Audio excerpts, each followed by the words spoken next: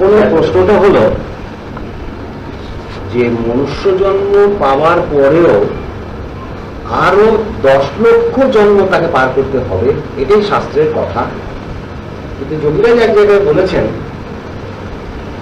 যে কোনো না কোনো জন্মে এই সাধন করতেই হবে, অর্থাৎ এই যোগ সাধন করতেই হবে। তাহলে যোগ সাধনও করবো, আবার বাকি 10 লক্ষ মনুষ্য জন্ম অতিক্রম করবো, এটা কন্ট্রাডিকশন হয়ে যাচ্ছে। কিন্তু না, এখানে কন্ট্রাডিকশনের প্রশ্ন আসে না। কেন না, মনে করো 84 লক্ষ জন্ম অতিক্রম করার পর মনুষ্য দেহটা পেলাম, এবার এইখান থেকে শুরু হবে আমার আরো 10 লক্ষ মনুষ্য জন্ম পার করার পালা শুরু। এবার মনে করো এই 10 লক্ষের মধ্যে হয়তো আমি 1 লক্ষ পার করে দিয়েছি, এমন সময় আমি পেয়ে গেলাম এই ক্রিয়াযোগ সাধন। কেন না, ওই 1 লক্ষ মনুষ্য জন্ম পার করার পর প্রাণের যে, আমি তো ক্রমান্বয়ে স্থিরতার দিকে এগোচ্ছি, এগোতে এগোতে একটা নির্দিষ্ট তরঙ্গের অবস্থায় যখন আমি পৌঁছলাম, তখন সেই তরঙ্গই আমাকে এই যোগ সাধন পাইয়ে দিল। এবার আমার শুরু হলো এই যোগ সাধন করা। তাহলে প্রতিদিন আমি যতই যোগ সাধন করতে থাকছি, তত আমি কিন্তু রকেটের গতিতে ওই যে বাকি 9 লক্ষ যে আমার অবশিষ্ট আছে সেইটাকে আমি অতিক্রম করে যাচ্ছি। এটা দেখা যায় যে তাহলে বাকি যে 9 লক্ষ সেইটা হয়তো 2-3-4 জন্মে পার করে দেওয়া যেতে পারে। কারণ যেগুলো অপর জায়গায় একটা হিসাব দিয়ে বলেছেন 8 ঘন্টা এক আসনে বসে এই ক্রিয়াযোগ সাধন করলে 1000 বছরের বিবর্তনবাদকে অতিক্রম করা যায়। তাহলে একটা মানুষ যদি প্রতিদিন 8 ঘন্টা করে এক আসনে বসে সাধন করে, তার মানে প্রতিদিন সে 1000 বছরকে সুপারসিড করে যাচ্ছে। এই 1000 বছরের মধ্যে হয়তো তার 6টা-8টা জন্ম তাকে পার করতে হতো, তাহলে প্রতিদিন সে 6টা-8টা মনুষ্য জন্মকে পার করে চলে যাচ্ছে। এবং তাহলে তার যে অবশিষ্ট 9 লক্ষ জন্ম যেটা অতিক্রম করার জন্য অবশিষ্ট ছিল, সেইটা যদি কোনো দৃঢ় চেতা সম্পন্ন সাধক হয় এবং ক্রিয়াযোগ সে যদি ঠিক করতে পারে, তাহলে এবার হিসাব করে দেখো কেন 3-4 জন্মের মধ্যে পারবে না। অতএব আমাকে যে ক্রিয়াযোগের মধ্যে ঢুকতে হবে এটা তো নিশ্চিত। কেন না, আমি ওই যে মনুষ্য জন্ম পাওয়ার পর যে 10 লক্ষ, তার মধ্যে 1 লক্ষ অতিক্রম করার পরে প্রাণের যে স্থিরত্বের দিকে এগিয়ে আসছি এবং যে সার্টেন লেভেল অফ ভাইব্রেশনে এসে আমি পৌঁছে গেলাম, সেখানে পৌঁছানোর সাথে সাথে আমি তো ক্রিয়াযোগ পাবই। কারণ এটা তো হচ্ছে অবিনাশী, তো অবিনাশীর দিকেই তো আমি এগিয়ে যাচ্ছি। তাহলে অবিনাশীর পথের মধ্যে আমি ঢুকে গেছি অলরেডি, তাহলে অবিনাশী সাধন আমি পাবো। এটা তো আমার, এটা ডিম্যান্ড নয়। ডিম্যান্ড বললে তার মধ্যে একটা আনসার্টিনিটির প্রশ্ন থাকে, কিন্তু এটা আমার legitimate claim. I must have to get, এটা তাকে পাইয়ে দেবে। তাহলে সে যখন পেয়ে গেল, তখন সে বাকিটাকে করে ওই অবশিষ্ট 9 লক্ষ জন্মকে কেন 3-4 জন্মের সুপারসিড করতে পারবে না?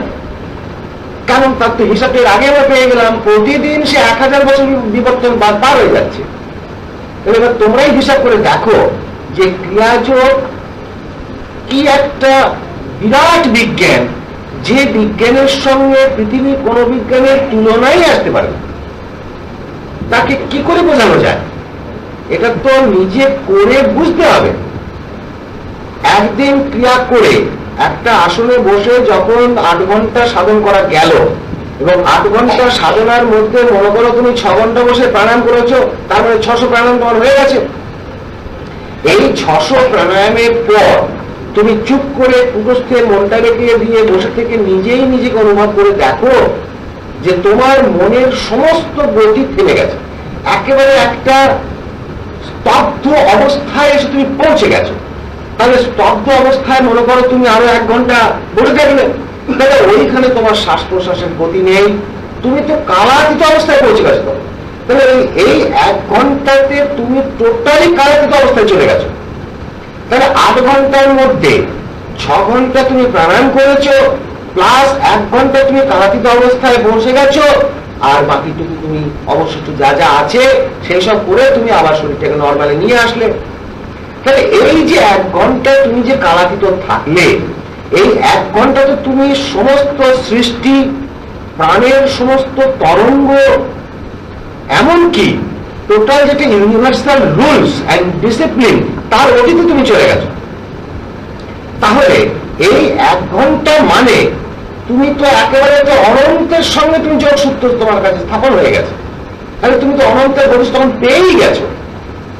তাহলে এই হলো এই এমনই বিজ্ঞান যে ওই 1 ঘন্টা ওই অনন্তের সঙ্গে যোগসূত্র করে থাকতে পারলে তুমি তো তখনই কারাতীতে পৌঁছে গেছো। তাহলে এইভাবে যদি আমরা প্রতিদিন 1 ঘন্টা করে আমরা কারাতীত অবস্থায় থাকতে পারি, তাহলে আমাকে যমরাজ এসে তো ছুটে পারবে না, সমস্ত সৃষ্টির অতীত সে চলে গেল, কে তখন তাকে স্পর্শ করবে কে? তাহলে এই যে সে 600 প্রাণায়াম করলো, 600 প্রাণায়াম করার পর মনে করো যখন তার 300 প্রাণায়াম পার করে গেছে, তার তো কোনো গতিই নাই। তারপর যখন বাকি 300 প্রাণায়াম সে অভ্যাস বসে সে করে গেল, গিয়ে তো পুরো কারাতীত অবস্থায় চলে গেল। তাহলে এইভাবে যখন সে প্রতিদিন করতে থাকছে, তাহলে তার যে অবশিষ্ট 9 লক্ষ যেটা রয়ে গেছে, সেটা তো সে আমার তো মনে হয় যদি চেষ্টা করতে একজনই পারে। যদি একটু দুর্বল চিত্তের মানুষ হয়, তাহলে 3-4 জন তো নিশ্চয়ই পারবে, কোনো সন্দেহ নেই। এখন বলো, তোমাদের প্রশ্নের ঠিক সদুত্তর পেয়েছ?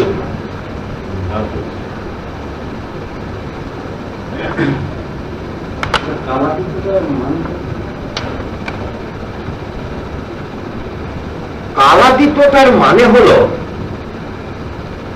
যেখানে কাল নেই। কাল কি? কালকে আমরা 2 ভাগে বিভক্ত করতে পারি, খণ্ডকাল এবং অখণ্ড কাল। মূলত কাল কিন্তু সদাই অখণ্ড, তাকে খণ্ড করা কারো পক্ষেই সম্ভব নয়। তথাপি আমরা বুঝবার জন্য এটাকে খণ্ড ভেবে নিই। যেমন সকালবেলা যখন সূর্য উঠছে, আবার সন্ধ্যাবেলা সূর্যটা ডুবে গেল, এই সময়টাকে আমরা বলছি দিন, আর বাকি সময়টুকু বলছি রাত্রির। কিন্তু এই যে দিন এবং রাত্রির উভয় সময়টাতে একই গতি প্রবাহিত, তাহলে এর মাঝখানে খানিকটা দিন খানিকটা রাত্রি। আমরা সেইটাকে দিন এবং রাত্রির রূপে ভেবে নিয়ে আমরা সময়টাকে খণ্ড করে নিয়ে বুঝবার চেষ্টা করছি। ঠিক সেই রকম আমার শরীরের ভেতরেও শ্বাস একবার গ্রহণ করছি, একবার ত্যাগ করছি, অর্থাৎ 1, 2, 3, 4 এই যে খণ্ড, এর উপর আমরা বেঁচে আছি। তাই আমরা ভাবছি যে এইটাকে আমরা খণ্ড করে নিলাম। আবার আমরা কি দেখতে পারি, ঘড়ির দিকে যখন আমরা তাকাই, 1 ঘন্টা 2 ঘন্টা 1 মিনিট 2 মিনিট, এইভাবে আমরা সময়টাকে বিভাগ করে নিয়ে বুঝবার চেষ্টা করি। কিন্তু আমার ঘড়ি কি সময়টাকে বিভাগ করতে পারে? যে অনন্ত প্রবাহিত কাল, যে সমস্ত আকাশ বাতাস গ্রহ চন্দ্র নক্ষত্র শুরু করে সমস্ত জগৎ ব্রহ্মাণ্ডটাকে নিয়ন্ত্রণ করছেন, তাকে কখনো আমি খণ্ড করতে পারি কি? কখনোই সম্ভব নয়। সেই যে অবস্থা, সেইটা হচ্ছে মহাকাল। তাকে যখন আমরা খণ্ড করে বুঝবার চেষ্টা করি, সেইটা হচ্ছে খণ্ডকাল। তা এই কাল আমরা জোরের এক জায়গায় বলেছেন, কালের দিকে নজর রাখো। তার মানে খণ্ড ভাবে যদি আমরা নজর রাখার চেষ্টা করি, তাহলে আমার শ্বাস প্রশ্বাসের দিকে নজর রাখতে হবে। কিন্তু আমি শ্বাস প্রশ্বাস নিই আর না নিই, আমি যদি 2 মিনিট থামিয়ে বলে থাকলাম শ্বাসটাকে, তথাপি ওই সময়টাতেও তো সে অনন্তকাল প্রবাহিত হচ্ছে। তা এইভাবে যেটা অনন্ত সৃষ্টির মধ্যে দিয়ে যে কাল প্রবাহিত, সেই কালটার দিকে যদি আমরা লক্ষ্য রাখতে পারি, তাহলে আমাদের অনন্তের সঙ্গে যোগসূত্র হয়ে যাবে।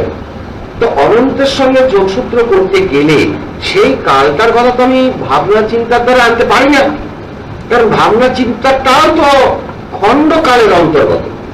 তাই যোগীরাজ বলছেন, তুমি ক্রিয়া করে ক্রিয়ার পরাবস্থায় গিয়ে চুপ করে বসে থাকো, তখন দেখবে যে তুমি খণ্ডকালের অতীতে গিয়ে কালাতীত অবস্থায় অবস্থান করে তুমি অনন্তের সঙ্গে যোগসূত্র স্থাপন করে তখন তুমি সেই অনন্ত মহাকালকে জানতে পারবে। তারপর সেই মহাকালের অতীতে গিয়ে একেবারে নিশ্চলং ব্রহ্ম উচ্চতে, মানে যে অবস্থায় গেলে আর কখনো চঞ্চলতায় ফিরে আসতে হবে না, অর্থাৎ এই মহাকাল সেও তো চঞ্চলতা, সেখানেও আর আমাকে ফিরে আসতে হবে না, এমন একটা অবস্থায় আমি চলে গেলাম। সেইটাই যেমন সেটা সেই অনন্ত মহাস্থির যে নিশ্চয় অবস্থা, সেটা যেমন আমার উৎসস্থল, তেমনি তোমার সহ তুমি সহ সমস্ত জগৎ ব্রহ্মাণ্ড তথা সমস্ত সৃষ্টির উৎসস্থল। কারণ সেই নিশ্চল অবস্থা থেকেই চঞ্চলতা অর্থাৎ মহাকালের উৎপত্তি, সেই মহাকাল থেকে আবার খণ্ড বিখণ্ড হতে হতে অনন্ত প্রকারের সৃষ্টি হয়েছে। তাই যে কোনো উপায়ে হোক আমাদের সেই অনন্ত মহাকালকেও অতিক্রম করে নিশ্চল ব্রহ্মে ফিরে যেতে হবে।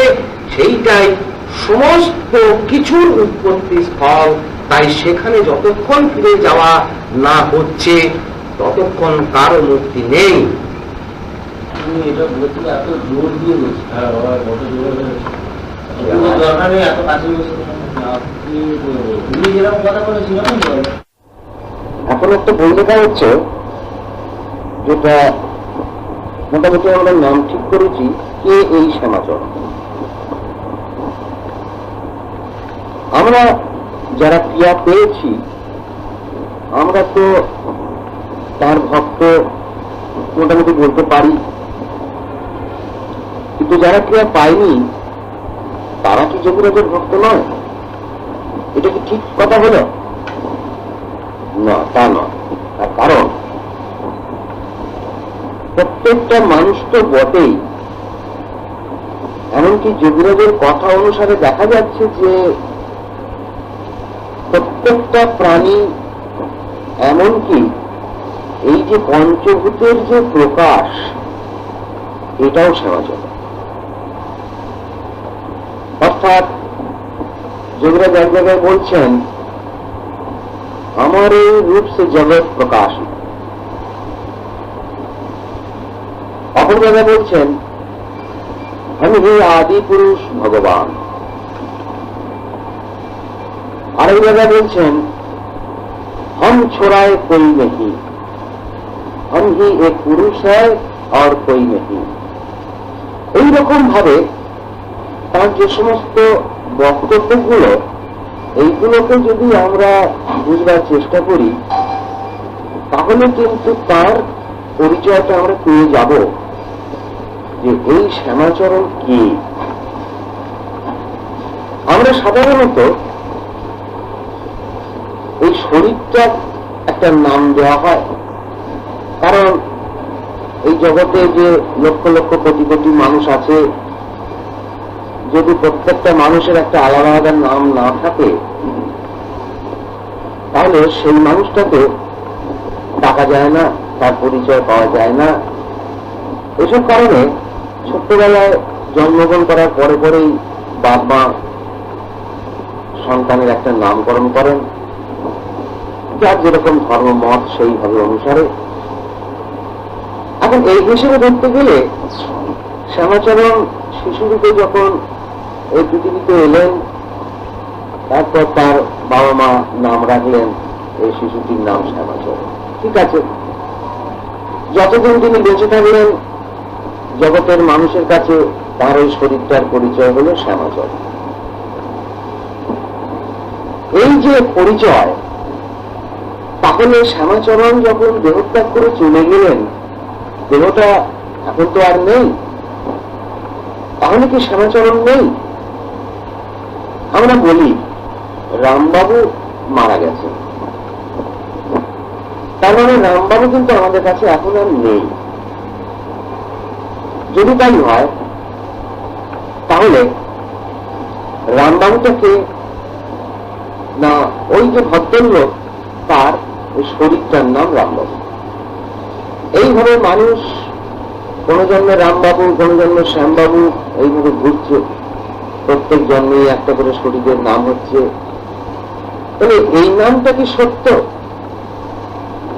আমার তো মনে হয় এই নামটা সত্য নয়, কারণ এটা ওই শরীরের দেহপাতের সঙ্গে সঙ্গেই ওই নামটাও আস্তে আস্তে মুছে যায়। সে হিসেবে দেখতে গেলে শ্যামাচরণের দেহটাকে যদি আমরা শ্যামাচরণ নাম দিই, তাহলে ওই দেহের সাথে সাথে শ্যামাচরণের নাম অবনতির পথে। কিন্তু শ্যামাচরণ নিজের পরিচয় দিতে গিয়ে বলছেন, যে আত্মসূচ সহি ব্রহ্ম সহি হম শ্যামাচরণ। এক্ষেত্রে এই যে শেষে যে শ্যামাচরণ শব্দটাকে জুড়ে দিলেন, ওটা নাও দিতে পারতেন, তাহলেও তো সেন্টেন্সটা কমপ্লিট হয়। সেটা কি? যে আত্মসূচ সহি ব্রহ্ম সহি হম, এখানে শেষ করতে পারতেন। কিন্তু হম শব্দটার পর একটা শ্যামাচরণ শব্দ উনি জুড়ে দিয়েছেন। এটা নিজেদের বোঝাতে কি চাইলেন? হম, হম মানে আমি বা স্বয়ং, এটা তো নিশ্চয়ই অবিনাশী। অর্থাৎ মানুষ যখন স্বয়ং ব্রহ্ম অবস্থায় পৌঁছে যান, তখন তো সেই যে হম, সেটা তো অবিনাশী, ঠিক কথাই। কিন্তু যখন শ্যামাচরণ আমরা বলছি, তখন ওই পার্টিকুলার শরীরটাকে বলা হয়। এক্ষেত্রে উনি এইটাই মিন করতে চাইলেন যে আমার এই যে নশ্বর দেহ, যেটাকে তোমরা শ্যামাচরণ বলছো, এটাও কিন্তু অবিনাশী। এ এক বড় অদ্ভুত বিজ্ঞানে ফেলে দিলেন আমাদের। এর কি কোনো সমাধান হবে? আমাদের যত দার্শনিক মত আছে সে অনুসারে পার্থিব শরীরটা সবসময় বিনাশী, কিন্তু দেখা যাচ্ছে শ্যামাচরণ বলছেন এটাও আমার অবিনাশী। আবার অপর জায়গায় ভক্তদের শিক্ষা দিতে গিয়ে বলছেন, আমি হারমাস নই। অতএব এই হারমাসের শরীরটাকে দেখতে এসে কি লাভ?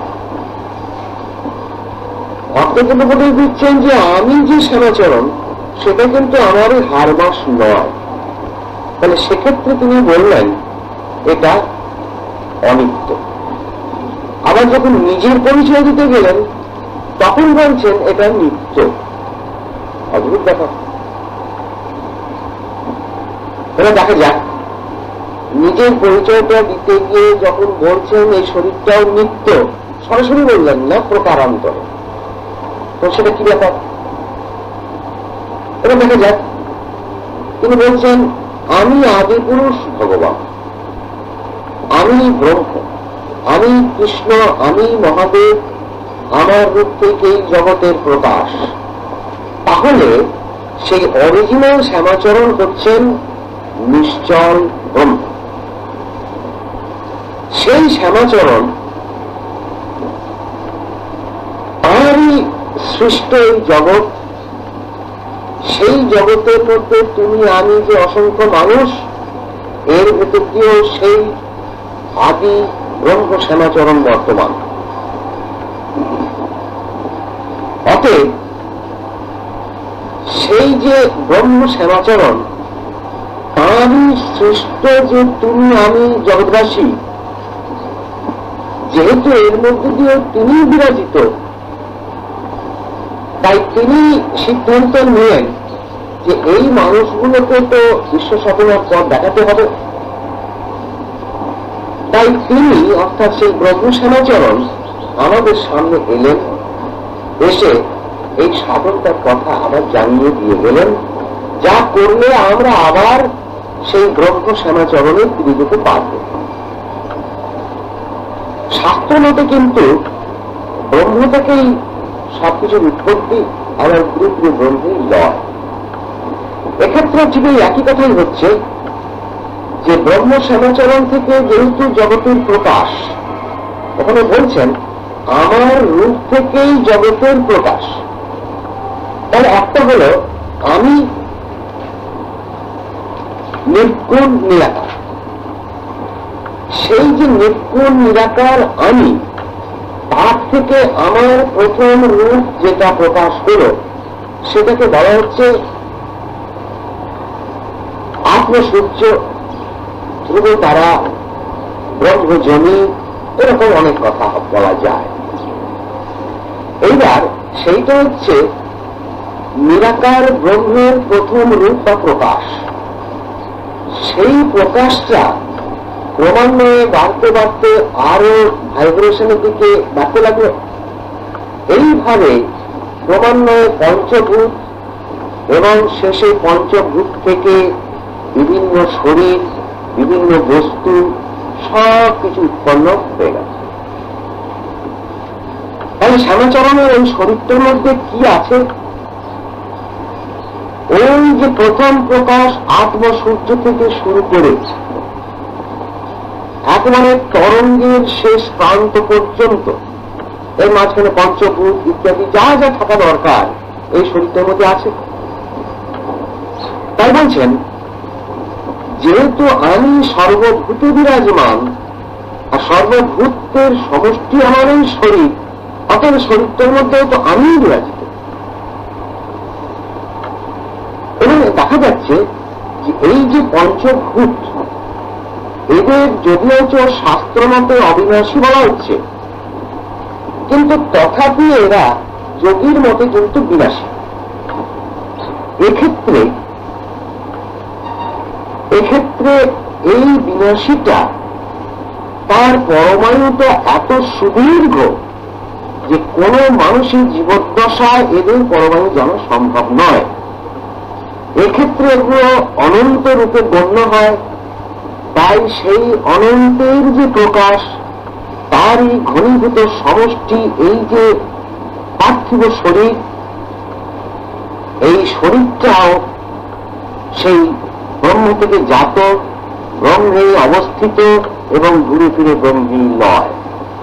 তার মানে এই পঞ্চভূতের সমষ্টিগত যে শরীর, এর ভেতরে ব্রহ্ম, মানে সেই স্থির আদি ব্রহ্ম ছাড়া আর কিছুই তো নেই।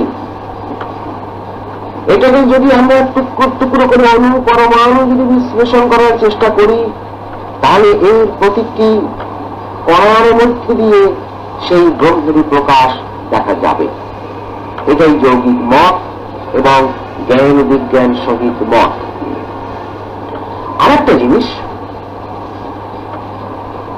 এই যে শরীরটা বলছেন শ্যামাচরণ, সে শ্যামাচরণ কে?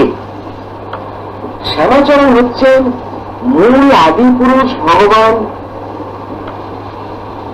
ঈশ্বর সাধনের কথা সেই তিনিই বলতে পারেন, কারণ জগৎটা তিনি সৃষ্টি করেছেন, এর ভেতর দিয়ে তিনিই আছেন। অতএব তিনি মানুষকে উপদেশ দিতে পারেন। যেমন আমরা গীতার মধ্যে দিয়ে দেখতে পাচ্ছি যে ভগবান স্বয়ং উপদেশ দাতা, এবং তার থেকে উৎপন্ন যে বিভিন্ন প্রকাশ, সেই প্রকাশের একটা প্রকাশ হচ্ছে যোগী। সেই যোগীকে তিনি উপদেশ দিচ্ছেন। তাহলে মূল বক্তা হচ্ছেন ভগবান এবং গ্রহীতা হচ্ছে তাঁরই থেকে উৎপন্ন যোগী। যে যোগী চায় যে আবার আমি সাধন করে আপন স্বরূপে পৌঁছে যেতে, সেই যোগীর ক্ষেত্রে অর্থাৎ পৃথিবীর সকল যোগীর ক্ষেত্রে এই উপদেশটা দেওয়া হচ্ছে। একটু এটা প্রমাণিত হলো যে মূল বক্তা কিন্তু একজনই, গ্রহীতা বহু।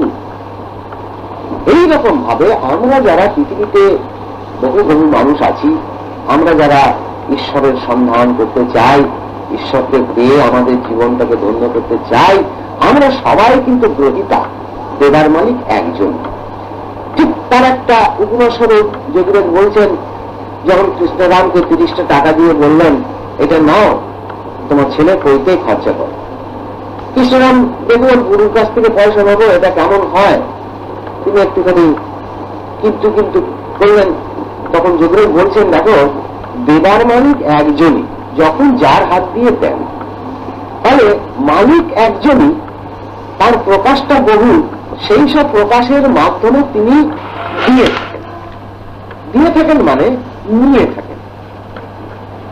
এক্ষেত্রে সেই মূল শ্যামাচরণ তিনি এলেন মানব সমাজে যোগটাকে প্রচার করবার জন্য, মানে বলে দেবার জন্য, প্রচার বললেও ভুল হবে। তো বলে দিতে গেলে যেহেতু আমরা পৃথিবীর মানুষ, আমাদের সামনে মানুষ হয়ে না আসলে তো আমরাও নিতে পারবো না, তাই তিনিও মানুষ হয়ে এলেন। কিন্তু মানুষ হয়ে এলেও সেটার মধ্যে কিন্তু পূর্ণ ব্রহ্মেরই প্রকাশ। এই যে ব্রহ্মের প্রকাশ, এইটাই তিনি বলতে চাইলেন যে ব্রহ্মই আমি যখন, তখন আমার শরীরটাও ব্রহ্ম। এই জন্য তিনি বললেন যদিও শরীরটা আমাকে একদিন ছেড়ে দিয়ে যেতে হবে ঠিকই, কিন্তু এই প্রকাশটাও ব্রহ্মেরই প্রকাশ। এবার দেখো, তাহলে তোমার আমার শরীরটা কি ব্রহ্মের প্রকাশ নয়? হ্যাঁ, নিশ্চয়ই এটাও প্রকাশ। কিন্তু আমরা জানি না, শ্যামাচরণ সেটা জানেন। পার্থক্য এইটুকু, যেহেতু তিনি জানেন তাই তার শরীরটাও ব্রহ্ম, ওই শরীরটার ভেতরে যেটা আছে সেটাও ব্রহ্ম, এবং এই সবকিছুর ঊর্ধ্বে বা অতীতে গিয়ে যা আছে সেটাও ব্রহ্ম। এই যে একটা ধারাবাহিক যে ব্রহ্ম শ্যামাচরণের প্রকাশ, এইটাই হচ্ছে কিন্তু মূল শ্যামাচরণ। এই শ্যামাচরণ পরবর্তীকালে বললেন আমি কৃষ্ণ, আমি মহাদেব ইত্যাদি। কিন্তু সেই শ্যামাচরণ যখন সাধন শুরু করেছিলেন তখন খানিকটা এগিয়ে গিয়ে বলছেন যে তার যে গুরু বাবাজি তিনি কিন্তু কৃষ্ণ, যে কিশোর সো গুরু বাবা। এক্ষেত্রে তিনি বললেন তার গুরু বাবাজি কৃষ্ণ, আবার পরবর্তীকালে বললেন আমি কৃষ্ণ। বিরাট কন্ট্রাডিক্টরি কথা। কেন এমনটা হলো? এটা হলো, এর অন্য কোনো ব্যাখ্যা হয় না, এর একটাই ব্যাখ্যা হয়, সেটা আমি বলছি, আমি যতটুকু বুঝেছি তাকে। সেটা হলো সেই যে নিশ্চল ব্রহ্ম শ্যামাচরণ সিদ্ধান্ত নিলেন এবার পৃথিবীতে গিয়ে মনুষ্য রূপ ধারণ করে মানুষের সামনে গিয়ে আবার এই যোগটাকে রাখতে হবে, যাতে পৃথিবীর মানুষ যোগ সাধন করে আবার তার উৎসস্থলে ফিরে যেতে পারে। কিন্তু এই যে মানুষ শ্যামাচরণ রূপে আসছেটাকে মূল ব্রহ্ম শ্যামাচরণ। এবার এই ব্রহ্ম শ্যামাচরণেরই প্রকাশ কৃষ্ণ, মহাদেব, বিভিন্ন দেবদেবী, যত কিছু আছে সব। এবার তিনি ভালো করেই জানেন যে তার যে সৃষ্টি, এই যে অনন্ত প্রকাশ, তার মধ্যে যে একেবারে চঞ্চলতার শেষ যেটা প্রান্ত সীমা, এখানে যে আসবে সে তার অরিজিনাল অবস্থাটাকে ভুলে যাবে। এই যে রুলস এন্ড ডিসিপ্লিন, এটা কিন্তু তিনি করে রেখে দিয়েছেন। অতএব সেই শূন্য ব্রহ্ম শ্যামাচরণ যখন মনুষ্য দেহে আসছেন তখন তিনি ভালো করেই জানেন যে আমার এই সৃষ্ট এই যে মহামায়ারূপ যে প্রচন্ড চঞ্চলতা, সেখানে যখনই আমি যাব তখন কিন্তু আমার মূল শ্যামাচরণটাই ভুলে যাব।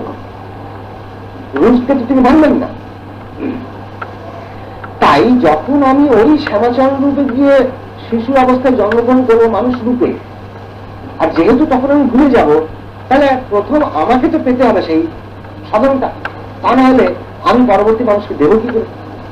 তাই তিনি যখন সেইখান থেকে অবতরণ করছেন, অবতরণ করতে গিয়ে তার যে প্রথম প্রকাশ কৃষ্ণ বা মহাদেব, সেই অবস্থাকে তিনি জানিয়ে রাখলেন যে দেখো, যখন আমি ওই মর্তলোকে গিয়ে আমার মূল অবস্থাকে আমি ভুলে যাব, সেই রকম অবস্থায় ঠিক যখন আমার মধ্য বয়স হবে তখন তুমি আমার সামনে গুরুরূপে আবির্ভূত হয়ে আমাকে যোগ শিক্ষাটাকে দিয়ে দেবে। তাহলে ওই যে কৃষ্ণরূপী বাবাজি যে কে, সেটাও কিন্তু ওই ব্রহ্ম শ্যামাচরণ, ওটাও কিন্তু তারই প্রকাশ। তাই তিনি আবার যখন শ্যামাচরণ, শিশু শ্যামাচরণ জন্মালেন, শিশুভাবে বিদ্যা শিক্ষা ইত্যাদি অর্জন করতে করতে যখন তার মোটামুটি 40 বছর বয়স হলো, অর্থাৎ এই যোগ সাধনটি পাওয়ার উপযুক্ত সময় তিনি সিদ্ধান্ত পূর্ব থেকে করা আছে, সেই সিদ্ধান্ত অনুসারে ঠিক সেই সময়ে কৃষ্ণ বাবাজি তার সামনে গুরুরূপে আবির্ভূত করেন।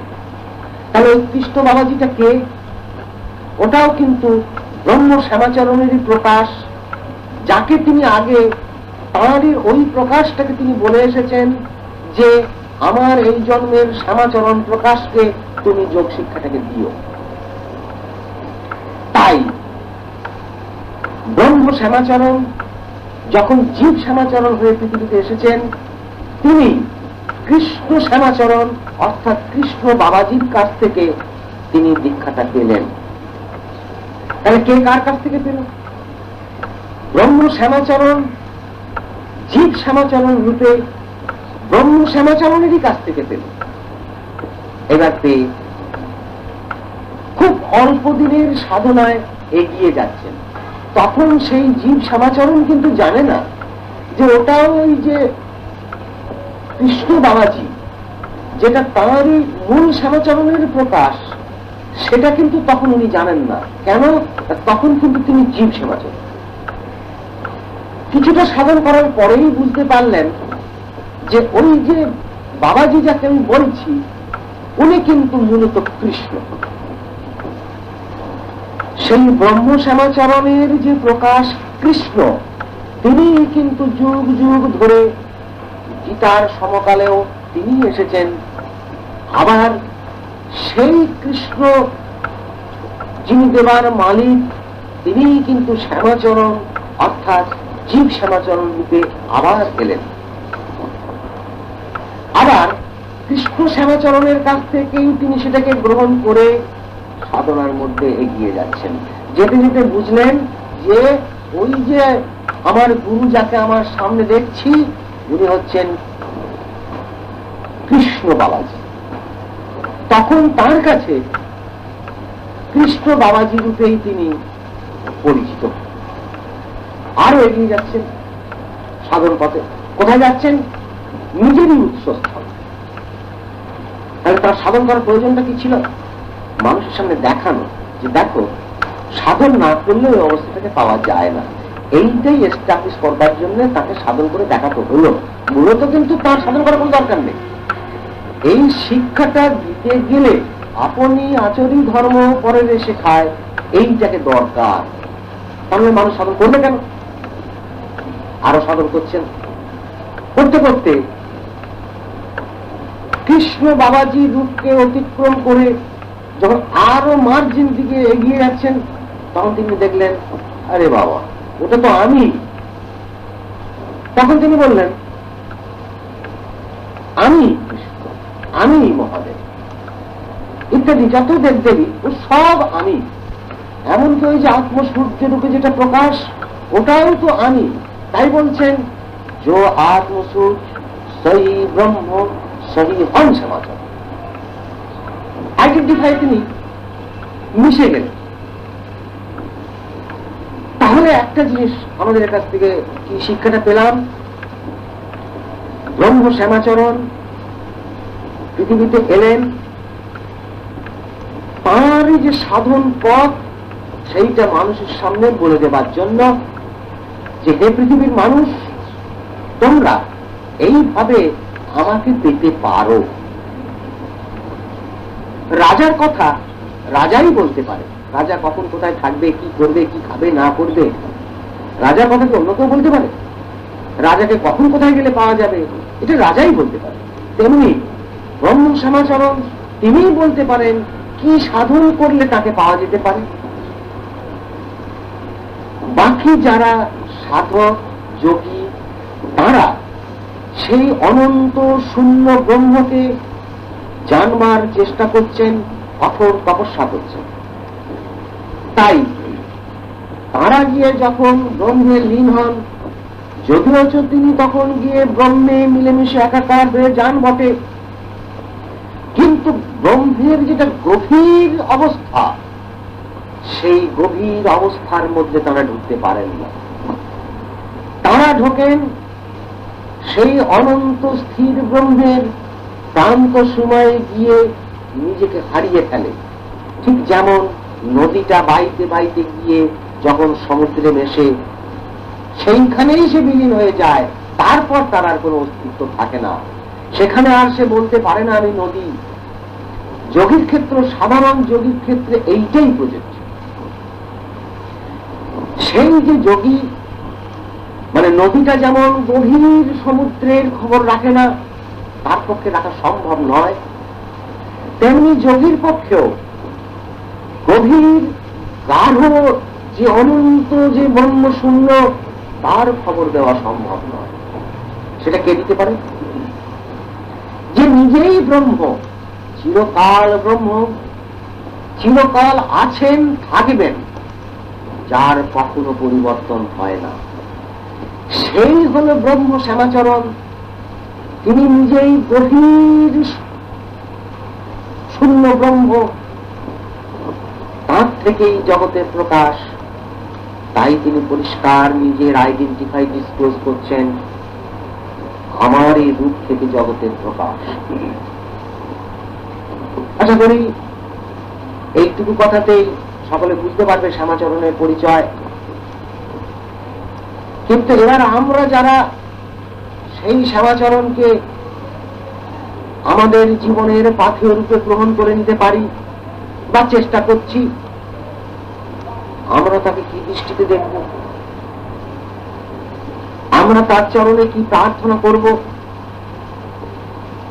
আমার তো মনে হয় প্রার্থনা করার তার কাছে কিছু নেই। কেন? তা আমার কিসে ভালো হবে সেটা তিনি জানেন। আর তিনি যখন জানেন, তখন নতুন করে আর আমার তার কাছে জানাবার কি আছে?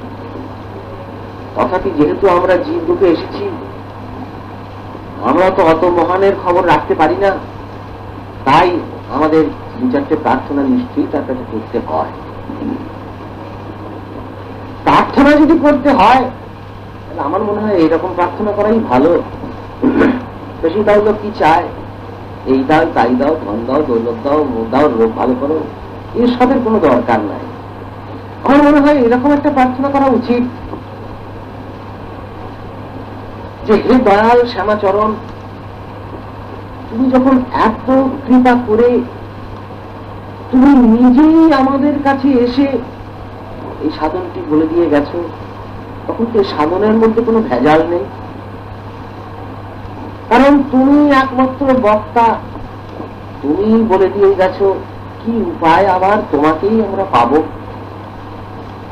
তাই তোমার সাধন যেটুকু আমরা পেয়েছি সেটুকু তুমি করিয়ে নাও। কারণ এই যে আমি রূপ যে প্রকাশ, এটাও কিন্তু তুমি। এই যে আমার কান শুনছে, এর ভেতর দিয়ে তুমিই প্রকাশিত। এই যে আমার চোখ দেখছে, এর ভেতর দিয়ে তুমিই প্রকাশিত। এই যে আমি সাধন করছি, এটাও তো তোমারই ইচ্ছা, তোমারই তো প্রকাশ। এই যে আমরা চলে ফিরে বেড়াচ্ছি, এই সবই তো তোমার প্রকাশ। আমি পৃথিবীতে এসেছি, এটা তো তুমিই এসেছো। কিন্তু যখন আমি ভাবছি, তখনই সব বন্ধ করবে। তাই আমার ভেতরে যা কিছু আমিত্ব, এটাকে তুমি নাশ করে দাও। আমরা যেন তোমার দেওয়া সাধনটাকে কঠোরভাবে করতে পারি। আর তুমি তো বলে দিয়েছ, ইহা সত্য আর সব মিথ্যা। আমরা সেই আর সব মিথ্যার দিকে যেন আকৃষ্ট না করি। যদিও ভালো এবং মন্দ দুইয়ের ভেতরেই তো তুমিই আছো। যদি বলি ভালোটার মধ্যে আছো, ভুল কথা। মন্দটাও তো তোমারই সৃষ্টি, কিন্তু তথাপি সেটা মন্দ কেন? না মন্দ যদি না থাকে তাহলে তোমার যে আর একটা রূপ যেটা ভালো সেটা কি করে জানবো? তাই তুমি ব্যবস্থা করেছো ভালো এবং মন্দ, আবার তুমি বলে দিচ্ছ সেই মন্দের দিকে যেও না, ভালোর দিকটাকেই ধরো। ভালো কি? ক্রিয়া। সেই যে ভালো ক্রিয়া আমরা যেন সেটা করতে পারি, অতএব সেই শক্তি তুমি আমাদের দাও। এই যে শক্তিটা, এটাও কিন্তু তুমি।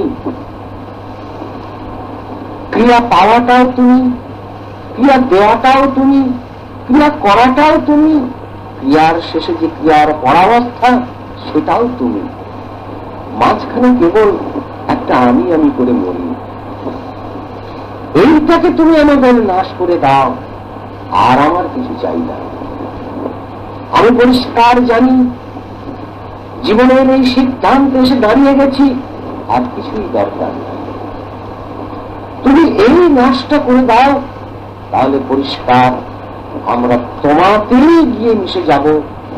অর্থাৎ আমার আমিত্বের ভেতর দিয়ে যে তোমারই প্রকাশ, সেই প্রকাশটা আবার তোমাতেই ফিরে যাক। এর মাঝখানে যেন আর অন্য কিছু জুড়ে না যায়। এইটাই তুমি দেখো, আর আমি কিছু চাই না। তাই আমরা যারা ক্রিয়াবান, আমাদের এইটাই আদর্শ হওয়া উচিত। ঠিক যদি আমরা বেশি কিছু ভাবনা চিন্তার দরকার নেই, এই আদর্শটার দিকে যদি আমরা কঠোরভাবে ধাবিত হই, মন প্রাণ দিয়ে যদি এগিয়ে যাবারও চেষ্টা করি, আর কিচ্ছু দরকার নেই, ঠিক আমরা ব্রহ্ম সমাচরণে মিশে যাব। সেটাই তোমার আমার সকলের উৎস ফল।